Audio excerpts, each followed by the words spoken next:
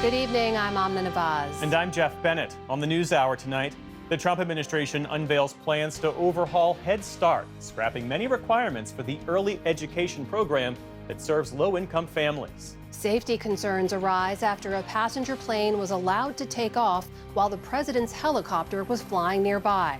And Greece tries to combat deadly wildfires with a new satellite detection system. So if we have more time, we can save properties, we can save lives, we can save forest.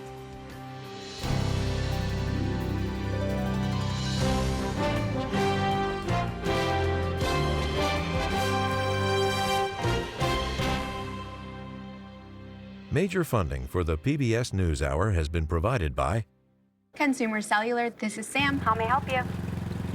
This is a pocket dial.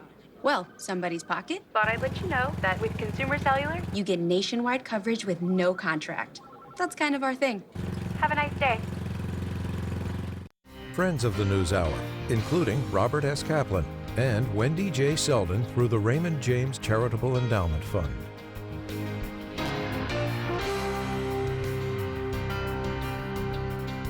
The Andrew Carnegie Foundation, formerly Carnegie Corporation of New York, working to reduce political polarization through philanthropic support for education, democracy, and peace. And with the ongoing support of these individuals and institutions.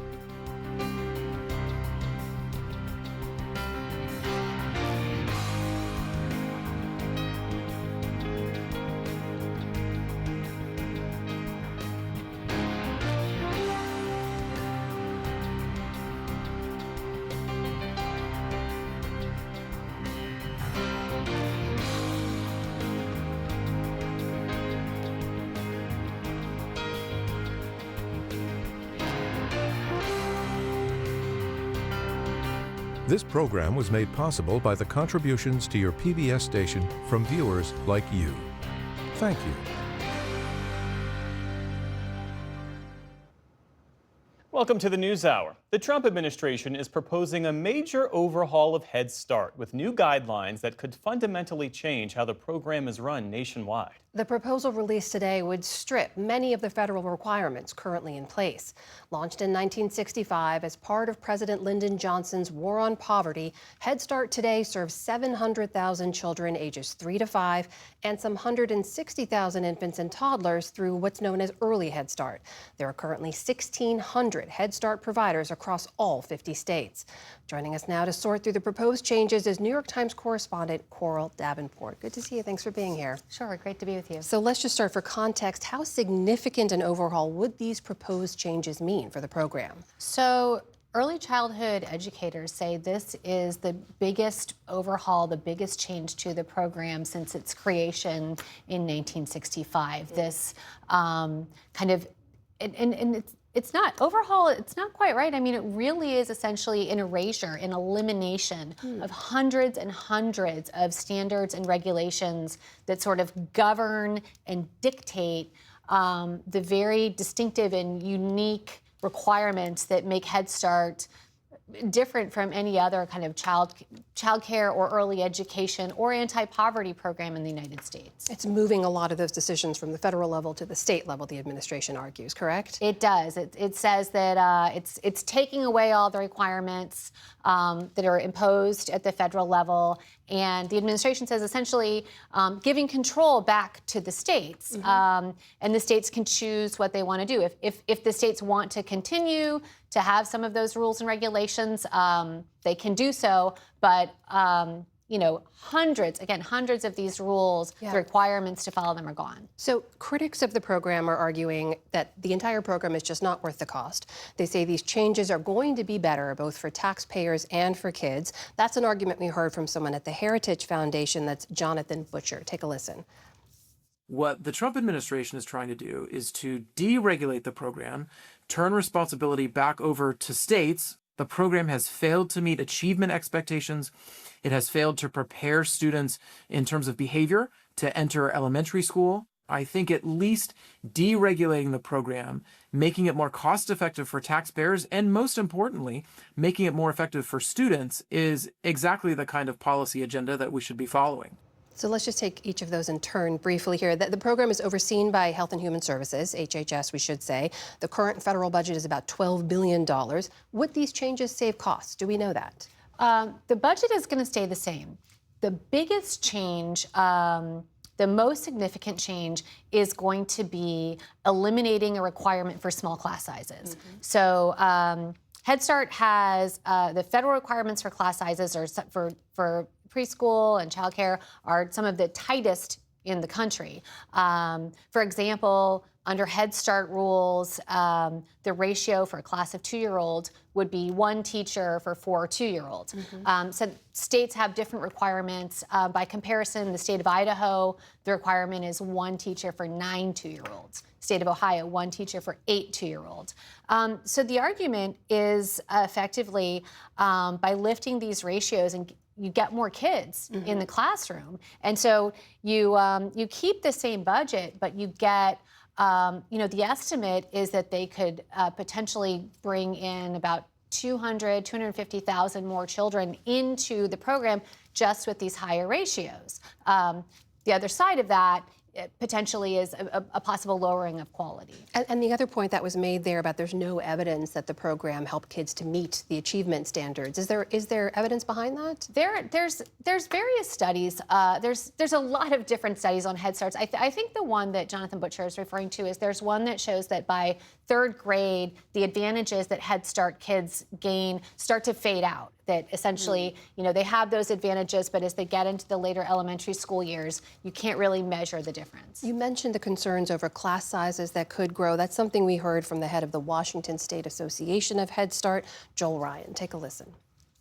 Head Start is not going to serve more kids if you weaken the quality of the program, if you undermine the people in the classroom, because not only are Head Start teachers not paid like they should be, but if you start adding more kids that have significant trauma, that are living in poverty, those teachers they're not going to stay, they're going to leave. Is that something you're hearing from other Head Start providers? That is a huge concern. I talked to teachers, providers, Head Start managers, parents, and I think that really is the #1 concern.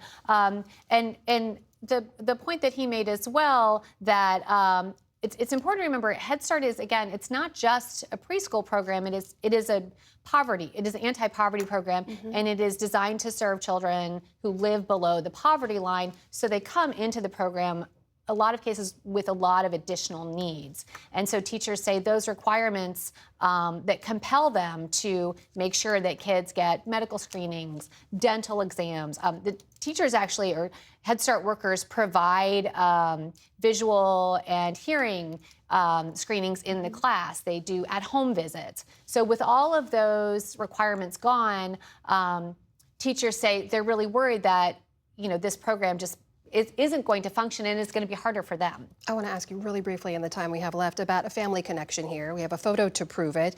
In this photo, that is actually the HHS Secretary, Robert F. Kennedy Jr. on the left with his uncle, the late Sergeant Shriver, who helped design this program over 60 years ago. Secretary Kennedy referenced that in a statement today. He said he's honoring Sergeant Shriver's legacy by, in his words, returning Head Start to the roots, removing unnecessary bureaucracy. How is that resonating among the folks you talk to?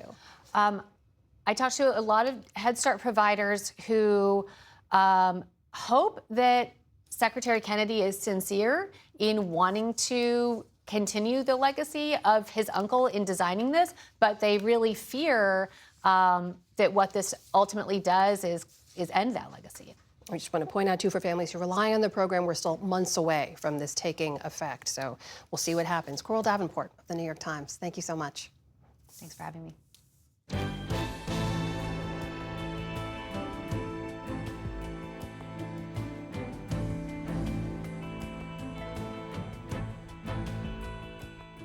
In the day's other headlines, a Republican-led Senate committee voted today to hold Dr. Anthony Fauci in contempt of Congress after he declined to answer lawmakers' questions during a contentious hearing about his response to the COVID pandemic. On this vote, the yeas are 8, the nays are 5, and the motion is agreed to. The vote fell along party lines. The resolution accuses Fauci of failing to comply with a congressional subpoena, a charge that carries a maximum sentence of 1 year in prison. Rather than sending the matter to the full Senate, where it would likely fail to reach the 60 votes needed for approval, Committee Chairman Rand Paul is recommending the Justice Department pursue criminal charges directly. Seeking the truth is not a witch hunt. Accountability is not vengeance. Accountability is what stands between the American people and a repeat of the mistakes and the very real consequences of the past. This resolution will not provide the committee with any additional information or compel Dr. Fauci to provide answers to our inquiries. Criminal contempt is punitive. Dr. Fauci justified his actions at last week's hearing, explaining in his opening remarks that he believed some Republicans would try to use his testimony to prosecute him. In a statement, Fauci's lawyer called the vote a crude political stunt intended to punish Dr. Fauci for exercising his constitutional rights. Meantime, the same mRNA technology that made the COVID-19 vaccine possible will soon be used in flu vaccines for older Americans. The FDA has approved a new shot from Moderna called Mflusiva for adults age 50 to 64. The company is also seeking full approval for adults 65 and older. Compared to traditional shots, mRNA vaccines are quicker to manufacture, and experts say that could help protect against future strains of the flu as they emerge. The FDA had initially refused to consider Moderna's application amid the Trump administration's heightened scrutiny of vaccines. Federal health officials are investigating a salmonella outbreak linked to jalapeno peppers sourced from Mexico. The CDC says at least 345 people across 27 states have gotten sick since mid-June, most of them in Minnesota and Colorado. Investigators say a company called Coast Citrus Distributors supplied the peppers to the Mexican food chains Chipotle and Qdoba. Both restaurants say they've stopped serving them, and the CDC says neither establishment poses a risk to consumers. Meantime, the agency is investigating a separate salmonella outbreak, this one tied to eggs from Texas. The CDC says nearly 100 people have fallen ill across at least 17 states, and more than 1.5 million cartons have been recalled. President Trump signed executive orders this afternoon targeting birthright citizenship about a month after the Supreme Court rejected his bid to limit the practice. We had a very unfortunate decision in the Supreme Court concerning birthright. It was close, but a very, very unfortunate decision. So we're making adjustments because it's very unfair. Mr. Trump announced the orders this afternoon in the Oval Office with advisor Stephen Miller looking on. He's a longtime critic of birthright citizenship. The two orders would expand the list of those considered ineligible for birthright citizenship and ban the practice of so-called birth tourism. The White House expressed confidence that the new orders would be able to pass any potential legal challenges. Republican Senator Mitch McConnell says he's been discharged from a rehabilitation center where he's been recovering from a fall in mid-June. In a statement, the 84-year-old said he's heading home and would continue to engage with my staff and colleagues on important Senate business, though he did not provide a timeline on returning to the Senate. McConnell's extended absence from Washington has led to calls for transparency about his health status. He's suffered a number of health challenges in recent years and is set to retire at the end of this term. The FCC voted today to eliminate a cap on the size and reach of TV broadcasting companies. In a 2-to-1 vote, the FCC repealed a 22-year-old rule holding that a company cannot own stations that reach more than a combined 39% of the U.S. television audience. The ownership limit will be replaced by a case-by-case approach. The move was widely expected, with FCC Chairman Brendan Carr writing an op-ed last month that called the earlier policy outdated. But critics say it opens the door to mass consolidation in the industry, giving larger players more say over what viewers see. Israeli prosecutors have charged a settler with killing a prominent Palestinian activist last year in the occupied West Bank. It's the first such indictment since the October 7th Hamas-led attacks led to an outburst of Israeli settler violence. Yinon Levy can be seen in this cell phone video drawing a weapon on Palestinian villagers last summer. He's accused of reckless manslaughter and faces up to 12 years in prison. His lawyers have said he was acting in self-defense. The victim, Auda Hothaline, was an activist featured in the 2025 Academy Award-winning documentary No Other Land. His brother said the rare charges send a message. I I hope this will deter the settlers. Any settler who wants to kill or attack a Palestinian will think twice after this.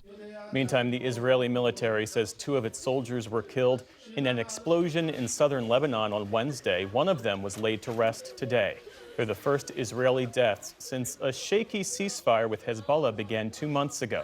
And in Yemen, government sources say that Iran-backed Houthi rebels carried out attacks in 2 provinces, killing at least 30 troops. Yemen's defense ministry vowed to retaliate, quote, at the appropriate time and place. The escalating violence threatens a fragile truce that was reached in 2022. On Wall Street today, stocks ended lower after the latest batch of corporate earnings rolled in. By the close, the Dow Jones Industrial Average was down about 460 points. The Nasdaq posted a smaller loss of just 15 points. The S&P 500 slipped a bit from its recent all-time high. Still to come on the NewsHour, a murder trial sparks a debate over treatment for postpartum depression. Donors push to get refunds from a Maine Senate candidate after he dropped out of the race. And how Summers by the Sea shaped the work of 3 great American painters. This is the PBS News Hour from the David M. Rubenstein Studio at WETA in Washington, headquarters of PBS News. As we reported last night, the Federal Aviation Administration is investigating why a commercial plane was allowed to take off at the same time President Trump's helicopter approached the same airport on Tuesday. The incident at Washington Reagan National Airport is again raising questions about the safety of the capital's busy airspace. It comes after a nearby mid-air collision last January between a passenger jet and a military helicopter that killed 67 people. For more on this, we're joined again by aviation correspondent Miles O'Brien. Miles, it's always great to see you. I want to underscore here, the White House emphasizes, too, the president was never in any danger. The 2 aircraft did not appear to be on a collision course.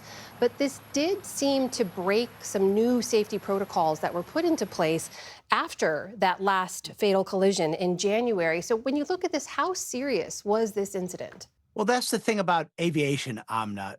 You have to be really attentive to tiny little details. And when a few of those tiny little details are overlooked, that's when you have real trouble. In this case, what appears to have happened is there was a communication failure between the Marine aviation contingent that was responsible for lifting off Marine One from the White House and the control tower at Reagan National Airport.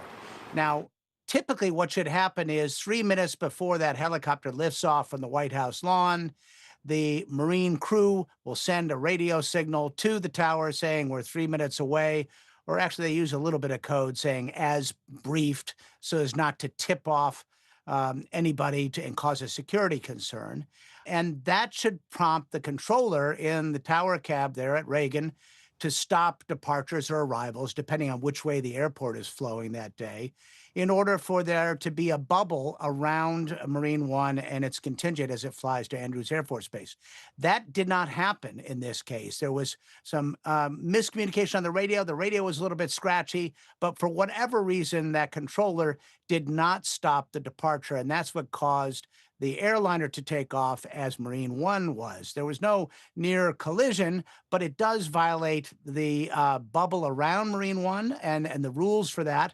And in the wake of that collision in January of 2025, raises questions about, once again, communication between military aircraft and the civilian airspace and how that can be improved. So, Miles, this incident was specific to D.C.'s airport, to the president's travel, but are there broader safety concerns that this raises to you? Yeah, the concerns are that the communication has to flow fluidly and every little detail has to be attended to when the world of aviation. And while this one particular incident didn't really raise a safety concern, it is troubling in the fact that something like Marine One, with all the capability of communicating to Reagan National Airport to indicate it's about to lift off, if that can't get through and that signal and that communication can't get through, it raises concerns about other more routine flights.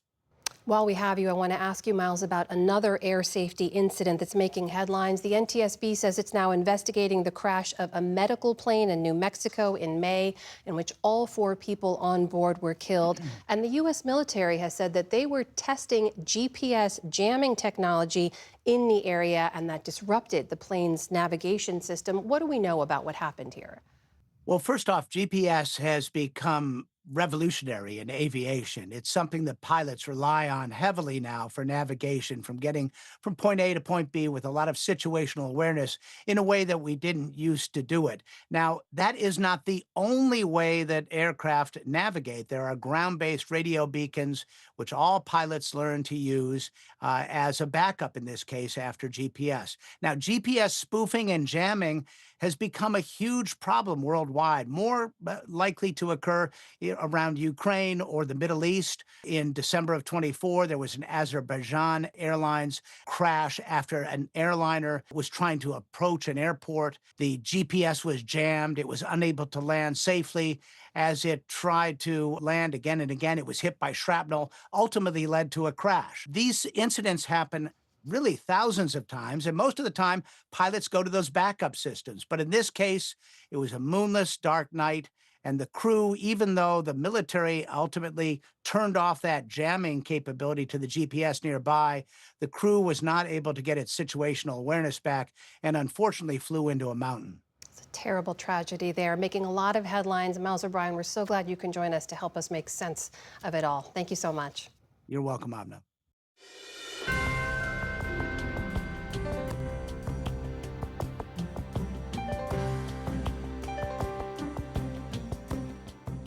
Earlier this week, we brought you a story of how specialized cameras and satellites are helping to spot and contain wildfires in the American West. Now, similar satellite technology is being used in Greece to help fight another vicious wildfire season there, as Europe suffers blazes across the continent. From the town of Mati, near Athens, here's special correspondent Malcolm Brabant. Every summer, the people of Mati float lanterns out to sea to commemorate victims of the devastating 2018 wildfire. Officially, 104 people were killed in and around this beach resort. Some victims drowned after wading into the bay in a frenzied effort to escape flames and suffocating smoke. Others were incinerated in their cars after the police made a catastrophic error by sending traffic directly into the inferno. The only thing that you could hear was the wind and the fire reaching each one of us. And after that, the screams of help, the screams of terror, and the last screams of people who were dying or getting burned. The fire whipped down the hillside at a terrifying rate, forcing residents like Kali Anagnostou to run for their lives. Kali fled on foot alongside her parents and 5-year-old son, who survived despite being badly burned. I heard him then screaming, I'm burning, because I realized that his slippers were sticking on the road, which was burning. And along, his feet were melting. Now, with the wildfire season hitting its destructive stride, the Greek authorities hope that tragedies of Mati proportions will be consigned to the past by a new satellite fire detection system. 3, 2, 1. Ignition. And liftoff of Falcon 9. Go Sweden, go CAT 502. Launched in May, the rocket deployed 4 dedicated satellites that constantly scan the Greek landscape for hotspots with the potential to become conflagrations. I don't remember working in a landing fire service the last 25 years and thought when I began my career that the space will help us to extinguish fires. So only that thinking, it's really exciting. Colonel Zisula Dasiu directs aerial firefighting operations in the Athens region and is also Global Vice President of the International Association of Fire and Rescue Services. We can have the information of starting fires very quickly, and this is something amazing, the early detection. Because we know that if we catch the fires in the early detection, we will catch it in the beginning. So if we have more time, we can save properties, we can save lives, we can save the forest. So far, France and Spain have borne the brunt of this summer's wildfire season, but now heat waves and strong winds have put Greece on the front line. Older satellite systems that provide general weather monitoring can sniff out football field-sized blazes. But the new technology, stationed 360 miles above Greece, employs high-resolution camera lenses, which it's claimed offer greater precision. The smallest fire we can detect is around about 4 by 4 yards. As head of Greek operations for the Aurora Tech satellite company, Yannis Landouris oversees the low Earth orbit constellation. This is a satellite that essentially watches over the temperature of the Earth. So we take thousands of readings within one photo. We can get thousands of readings from each pixel. That data helps us identify when and if there is a fire, and then based on that, to run our technology, our models, our predictions, and then provide that information to the user. All of that within a really, really fast time. How quickly can you alert fire brigades to a potential conflagration? The quickest right now is about 20 to 30 minutes. Although the satellite system tracked 2 wildfires on the island of Crete this past week, 2 volunteer firefighters died after an apparent error of judgment, becoming trapped and overwhelmed by fast-moving flames. I saw the boys with my own eyes. They made a mistake. They went there. Unfortunately, it was their mistake. I can't say anything else. The situation is tragic, tragic, tragic. We see burnt houses, burned cars, burned animals. Unfortunately, these people will not come back. And this is the information that was received from the satellites that tracked the Crete fires. Artificial intelligence filtered out false alarms and flagged the hotspots as genuine threats. The second video shows how the first fire expanded. The satellite company says it spread incredibly quickly and reached its largest size within 48 hours of ignition. Dimitris Papastergiou is Greece's Minister of Digital Governance. I think we are simply showing the good side of technology and artificial intelligence. We must continue more dynamically. We want technology for people, technology that stands by people, technology that comes to provide real solutions to real problems. Greece's eye in the sky is still some way from being the holy grail that provides real-time imaging of a fire's progression. Although there is that time lag before information is passed to the fire service, the minister is genuinely excited. This allows aerial assets to arrive much faster at the fire scene to extinguish it, or enables us to manage it right at the moment it breaks out. I know from personal experience that surviving a wildfire is a lottery. It's human nature to want to stay put to try to save your home and your possessions. But wildfires are completely unpredictable and can change direction in an instant, especially on blustery, windy days like today. And so escape routes can become death traps. 17 years ago, our home, 6 miles from Mati, was imperiled by a raging wildfire on nearby Mount Pendeli. At 3 o'clock in the morning, we fled down the mountain with our family treasures, our son, our dog, and photograph albums. What really matters to us. So How could we know that the fire would stop at our garden wall, sparing the house?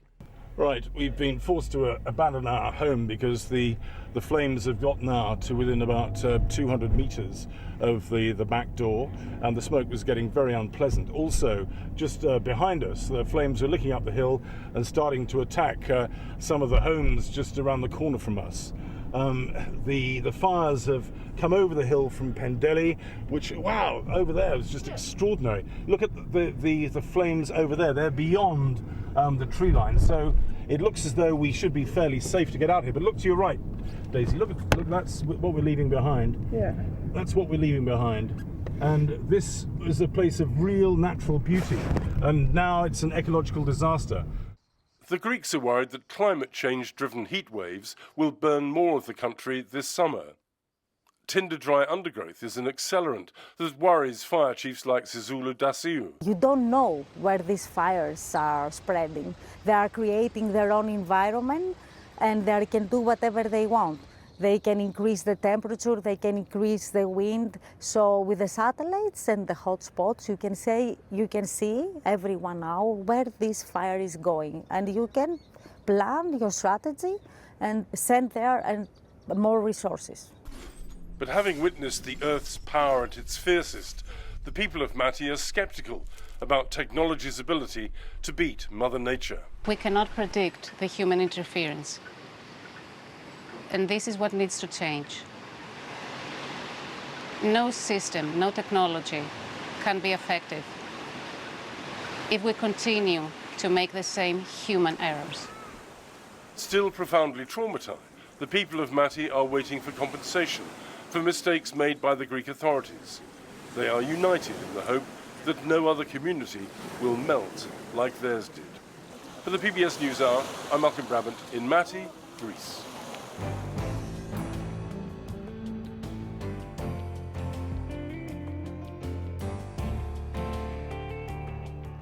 The murder trial of Massachusetts mother Lindsay Clancy has brought renewed attention to mental health issues, and specifically a condition known as postpartum psychosis, a rare but severe mental health condition.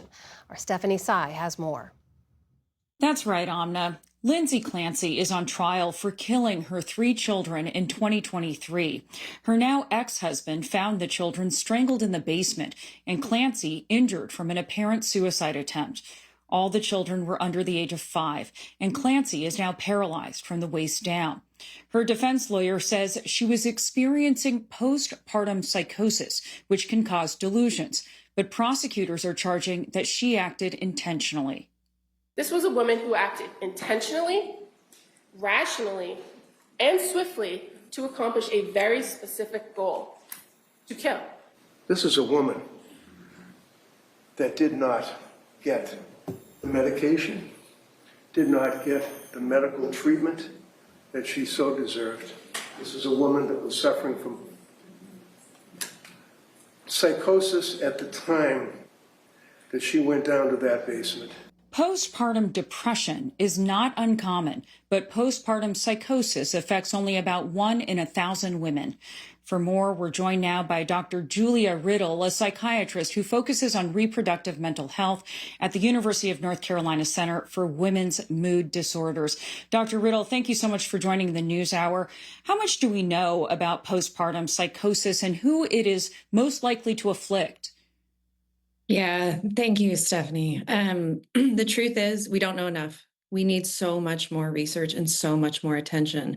But what we do know, which we've gotten from some registry studies, some Danish registry studies, as well as our own research, is that the people that are highest risk, as you mentioned, so it's about 1 to 2 in 1,000, highest risk seems to be associated with bipolar disorder, because this is an affective disorder, which means a mood disorder. So women with bipolar disorder or a history of postpartum psychosis are at the highest risk. But it's not everybody with bipolar disorder, and there are women who their first episode with any mental health condition will be in the postpartum. So other indicators for that may be a difficult delivery, losing a lot of sleep, okay? Or having family members, so family members that have had postpartum psychosis or a family history of bipolar disorder, going back to that being the highest risk. So we don't always know who they are, okay? And we don't always know exactly who to follow, but those are some of our indicators, which does make it a really difficult disease to prevent.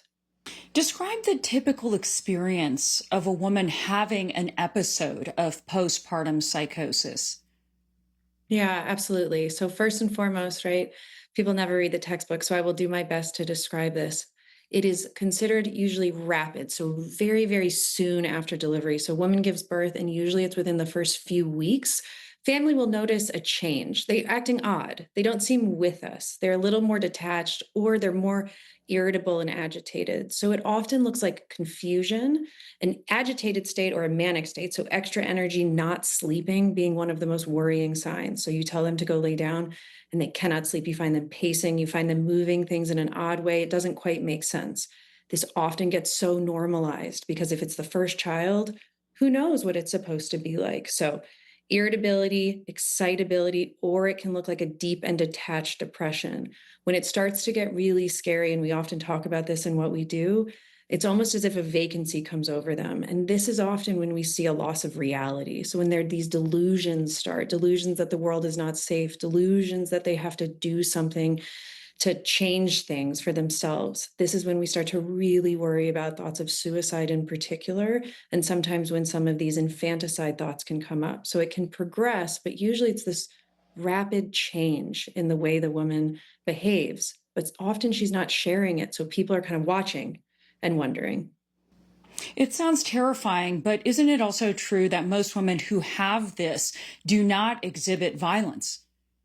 That is absolutely true. And I really want to put a point on that. Okay. In the media right now, the number that's getting quoted is 4%. So we're talking about 1 to 2 in 1,000 women after birth having postpartum psychosis, and then 4% of that. That's actually a misattribution of a citation. What it is looking at, what that paper was looking at, was actually only women with the depressed version of psychosis. So they got depressed, so depressed that they became psychotic. And that was the group at 4% risk. So we're not even talking about that 1 to 2 out of 1,000. We're talking about a small group. So it is rare. This is a treatable illness. When this gets recognized and treated, women get better. And the vast majority are not violent. During Lindsay Clancy's trial, a handwritten log she kept was presented, Dr. Riddle. She lists several psychiatric medications in this log and wrote at one point, "Awake all night with suicidal ideation." She was apparently aware that she needed medical intervention. How challenging is it for patients to find a psychiatrist who can properly diagnose and treat postpartum psychosis? Hard. The answer is hard. This is not part of psychiatric training, NP training, PA training, psychology, or social work training. This is not something that is currently required as part of our education. So I sit on the board for the National Curriculum in Reproductive Psychiatry because we know people are hungry for this education, but it is not required. So it is hard for a patient to know when they're seeing someone that has the appropriate training, but it's also hard as a trainee or someone practicing to get this training. So if we're not finding the right diagnosis, we're not providing the right treatment, and that's a real problem. Thankfully, these tragedies are very rare, but what do you hope comes out of these discussions, not only on postpartum psychosis, but on postpartum mental health? Great question. What I really hope for is better training for our professionals. I also hope for better recognition, reduction of stigma, and really more investment in our research. When we look at the research that goes into women's health, it is 6% of the investment. Women deserve so much more, because when we can get women and families better, right? We get mom better, we take care better of baby, family, the whole family unit, and that has reverberations into the community and honestly into the economy. So these things matter tremendously. What I also want people to know is that these are treatable illnesses, whether it's postpartum depression, postpartum anxiety and OCD, or postpartum psychosis. There are treatments and people do get better. That is psychiatrist Julia Riddle with the University of North Carolina. Thank you so much for sharing your expertise. Thank you.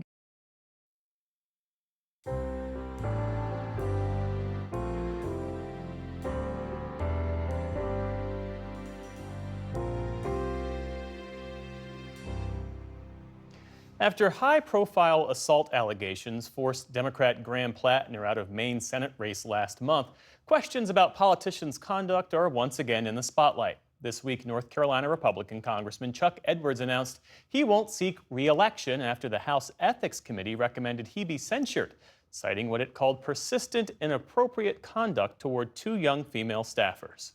And a separate deadline to drop out looms for Ohio Republican Max Miller. He's facing domestic abuse allegations from his ex-wife and says he is staying in the race. Liz Landers has more on the efforts some advocates are taking to hold politicians accountable. After Plattner ended his campaign, activists launched an effort to claw back campaign donations, ensuring donors' money wouldn't be used to cover any legal fees related to Plattner's alleged misconduct. The group behind the effort, Reckoning Action, says it's trying to keep campaign cash out of what it calls the hands of predators. Now the group is working with a bipartisan group of lawmakers to create a federal ban on campaigns using legal fees for sexual misconduct investigations. Reckoning Action's founder, Cheyenne Hunt, joins me now. Cheyenne, thank you for joining the program. Great to be here. You have worked in a lot of different ways, working with lawmakers, working with victims, going to reporters. Why did this donor refund push feel like the right next step? Well, one of the things that we've learned in this work is that when survivors come forward, the support that they need doesn't stop after they tell their stories. If anything, it multiplies because they're incredibly vulnerable to retaliation. And we've seen that some of these bad actors use their campaign funds to go after survivors, not only with attorneys and tying them up in legal battles, but also with private investigators that can be incredibly intimidating. And that can send those survivors into a situation where they feel muzzled, even though they've come out and spoken their truth. And so this was something that we felt like we had to do. And that's also why we're so incredibly proud to be working with Congressman Khanna and Representative Anna Paulina Luna on this bill to close the loophole. But until we're able to make it illegal for campaign funds to be used against survivors in this way, we had to do what we could, and we're willing to get kind of scrappy. And that was why we sent out this message and tried to help ensure that Plattner donors knew that they had a way to get their money back and ensure that that donation that was given to a candidate they believed in the service of democracy wasn't going to get turned on brave survivors who came out and told the truth. As you mentioned, this is not hypothetical. Former Congressman Eric Swalwell has already spent tens of thousands of dollars in campaign funds on his own legal defense after those misconduct allegations forced him out of the California governor's race. How have women been impacted here in this legal effort? Across the board, we see survivors who are really the front line of this work, and they face incredible retaliation. And it's been so difficult for us. But part of the reason Reckoning Action was formed was to make this painful for these perpetrators and to dismantle the systems that produce and protect them. Do you have a sense of how much money people have gotten back in those campaign donations after you've launched this effort? It's hard to tell because of the way that the FEC filing disclosures work. We know that many Swalwell donors have gotten tens of thousands of dollars back, it seems, at this point in refunds.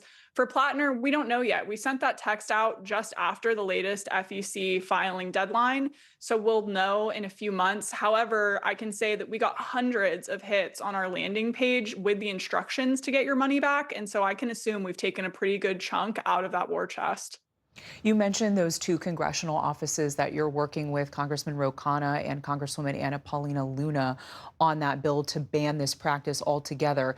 If it passes, how does this actually change things for survivors? It ensures that campaign funds cannot be used to cover up misconduct and to silence and to muzzle survivors who are coming forward for the greater good. And so it makes sure, one, that the money can't be used that way, and two, that there's no way to hide if the money is being used that way. It requires these candidates and their campaign teams to disclose what their legal funds are being used for, right? We've seen candidates who use their legal funds and their attorneys' offices as a go-between to do things like hire private investigators. And so it also makes sure that they can't get away with that either. And we're bringing all of these really shady practices into the light.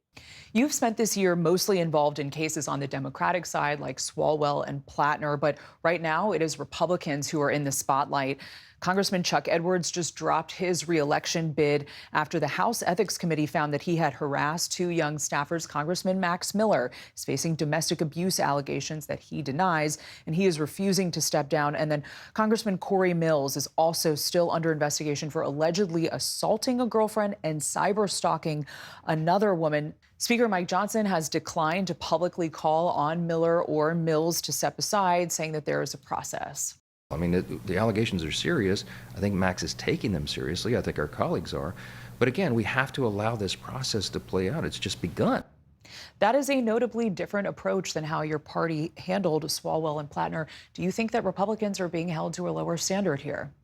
Absolutely, they are. I mean, I think that they are invoking this language that suggests that what we're talking about is a process in a court of law, but we're not. We're talking about the people that deserve to represent us in the highest offices in the land. It is an entirely different standard, and people who are comfortable with violence against women and people who are willing to sweep that under the rug for their own political agendas don't deserve to hold those seats of power.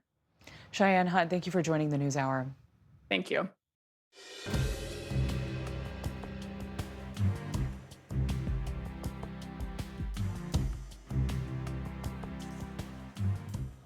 Now to a new exhibition that reveals how 3 great 20th century painters shaped the course of their own careers while on summer retreats together. Correspondent Jared Bowen of GBH Boston takes us to Cape Ann in Massachusetts for our Arts and Culture series, Canvas. They were 3 men escaping hot New York and off to chase summer at the seaside. The older, seasoned painter and 2 young, earnest ones, eager to learn from their mentor. It's about the artistic process, and it's about a friendship that was so important to 3 titans of American art. They were Milton Avery, Mark Rothko, and Adolph Gottlieb. For successive summers in the 1930s and 40s, they came here to Cape Ann on the north shore of Massachusetts. In particular, they were drawn to Gloucester for its mix of natural beauty and the industrial grit of a fishing port. It was also an artistic rite of passage, says Oliver Barker, director of the Cape Ann Museum. Artists' colonies were established here, and they're still very vibrant today. 1932 was the seminal year when the Averys invited Gottlieb and Rothko to come here. By that point, Edward Hopper had come and gone through this city. The museum's new show, Avery, Gottlieb, and Rothko by the Sea, is the first to examine the artists' time together here. While their New York kinship has been well documented, this exhibition has been an excavation. Nearly half the works have never been shown publicly, and they're a revelation, says curator Eliza Rathbone. What's wonderful is you can really feel them. You're with them. As Milton Avery's grandson said, this exhibition is as close to being there with them as we're going to get. So here we meet the men, and the men meeting each other. I love these 2 sketches by Gottlieb, one of Rothko and one of Avery, because he absolutely captures them doing what they love to do. Rothko was a natural musician. Gottlieb has Milton sketching because Avery was always sketching. Rothko described this as a golden time. There was no rivalry. Rothko said something wonderful later on, maybe towards the end of his life. He said, when we were young, starting out, there were no galleries, there were no dealers, there were no collectors. He said, we had nothing to lose and a vision to gain. Avery, at 47, was 18 years older than the younger artists and had been coming to Cape Ann since the 1920s. A decade later, Rothko and Gottlieb literally followed in his footsteps. Here on holiday and far away from the grit of their New York lives and studios, they would regularly set out in the morning, side by side, to sketch or paint. There was no imitation, but plenty of conversation. We know they certainly got together every evening, pretty much, in the summertime. They all share the same subjects, but they treat them differently. Including the wharves, the fishing, and of course, the beach, where Rathbone says Avery instilled in Rothko and Gottlieb the confidence to strip away the inessential. In his watercolors, Rothko went even further. His bathers, like Cezanne before him, bask on a more ethereal beach. There's a kind of intimacy which is perhaps unexpected. And how does he do that? How does he express so much feeling in works that are so spare? Whether Avery was painting the blazing beach sun or the Gloucester harbor at night, reunited here for the first time with a study Rathbone discovered in Rothko's own collection, his artistic voice as the elder statesman remained consistent. But the younger men evolved over the summers. Gottlieb tread into seaside surrealism. We have a series of these paintings of boxes on the beach that Gottlieb did, where he puts these unrelated objects into the sections of the box. And there's definitely a lot of surrealism in the ideas that lie behind these paintings. By the 1940s, Rothko's works also changed. He began taking more wild, expressive turns, rooted in his appreciation for Greek mythology and the writings of Carl Jung and T.S. Eliot. As the younger men marched toward abstract expressionism, Avery's work settled into great studies of spareness. The show ends in a gallery that doubles as a temple to these titans, a room filled with monumental late-career work, the canvases that would solidify the legacy of each.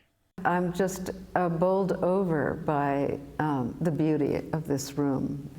Almost makes me want to weep. There's a peacefulness here and a kind of sense of fulfillment of all those very hardworking years that they spent, but years when they had nothing and came to the full realization of what they were about. Years when time by the ocean offered a break from regular life, where the work was joy, and where a mentor delighted in encouraging his younger friends to take up the mantle of American art. There's a wonderful statement that Mark Rothko made as a eulogy of sorts at the passing of Milton Avery in 1965. He speaks about Milton Avery as a true poet, a poet that has withstood many different transitions and changes in fashion. And to me, there's a timelessness in that gallery. Where we now see how many a day at the beach helped change the tide of artistic ascent. For the PBS News Hour, I'm Jared Bowen in Gloucester, Massachusetts.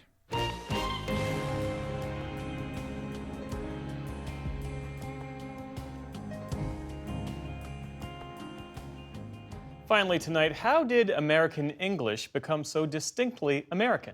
Judy Woodruff explores that question and others in this week's In Pursuit of Happiness podcast with two linguists, Anne Curzan and Valerie Friedland. I want to ask the two of you to take us back to that period and even before, Anne, and remind us, what was it about the English language at the time of the Declaration, and again, even before, that it was beginning to be different from British, or was it? Was it all sounding British? It's such a great question, and I think that when we look at the language of 1776, it can look really familiar because we can read the Declaration of Independence and the Constitution and understand them. And so sometimes I'll hear, well, English really hasn't changed since then. And I say, oh, yes, it has. And you can find all these things in the Declaration of Independence, for example, like a hath instead of a has. And there's a reason when you study the history of English for that, or there's a reason that the spelling actually still looks British in the Declaration of Independence, because we had not yet had this American reform of spelling, which we can talk about. So I'm going to let Valerie talk a little bit about sort of the sounds of the language in terms of what was happening in the United States as English had been brought to North America, and it's really important for people to remember how many languages were already being spoken in North America. So you have hundreds of Native American languages, along with French and Dutch and Spanish, all of these languages being spoken in the US as English arrives. And that's really important for understanding what happens to English as different settlers from different parts of England and then Scotland and Ireland come to the United States. So with that, Valerie, I've set you up yes, to talk a little bit more about the sound. It is astonishing to hear you say hundreds of Native American languages, but fill this out for us, Valerie. How were we sounding back then? I get asked a lot, what would we have sounded like at the time of the revolution? Would we have still sounded British? That's actually a question that people want to know a lot. And obviously we didn't have iPhones back then. It would have been super helpful, but we did have people that wrote more like they spoke. So we do have some misspellings, particularly in the colonial period, that give us hints as to how people sounded. We also had, as Anne referenced, a period of spelling reform following the revolution that was both part of this simplified spelling movement, which was, English doesn't look like how it sounds, and can we make that less complicated? Noah Webster was part of that. So was Benjamin Franklin. But also, can we make American English different from British English, in part by changing the way it is spelled. Someone like Benjamin Franklin is very helpful for telling us how people sounded at that era, because he actually made a phonetic alphabet to represent things as they were spoken and wrote that way, until he kind of gave it up, realizing that no one else was going to jump on his bandwagon. But there were three main periods in how we sounded, and one would have been the very early colonial period, where it would have been very British for the British settlers, but also you had, as Anne referenced, a lot of other settlers. But the basic answer is yes, at the time of the revolution, it probably would have sounded more British than American to us. there probably wasn't that big of a difference between the way that a lot of Southern British people spoke and the way they did in, for example, Philadelphia or Boston at that time. But it would have sounded very different from both modern British speech and modern American speech, because many of the vowels were in flux at the time, and some of the consonant differences that we have now, like the way we flap the T to make it more D-like in words like water or bottle, would not have yet happened. So it would have been quite different from speech in either place today. And you can watch this full conversation and all episodes of Pursuit of Happiness on our YouTube page or wherever you get your podcasts. And that is the NewsHour for tonight. I'm Amna Nawaz. And I'm Jeff Bennett. For all of us here at the NewsHour, thanks for spending part of your evening with us. Major funding for the PBS NewsHour has been provided by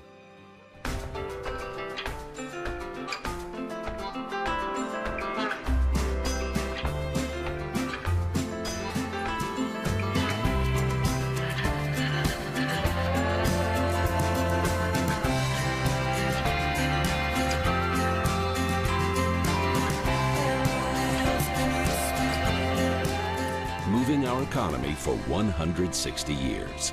BNSF, the engine that connects us. the Gordon and Betty Moore Foundation, established to create positive outcomes for future generations.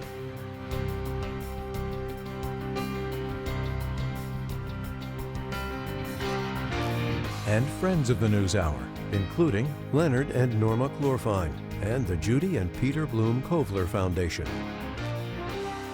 And with the ongoing support of these institutions.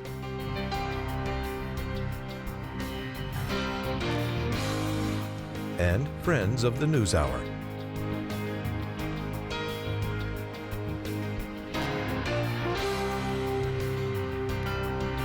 This program was made possible by the contributions to your PBS station from viewers like you. Thank you.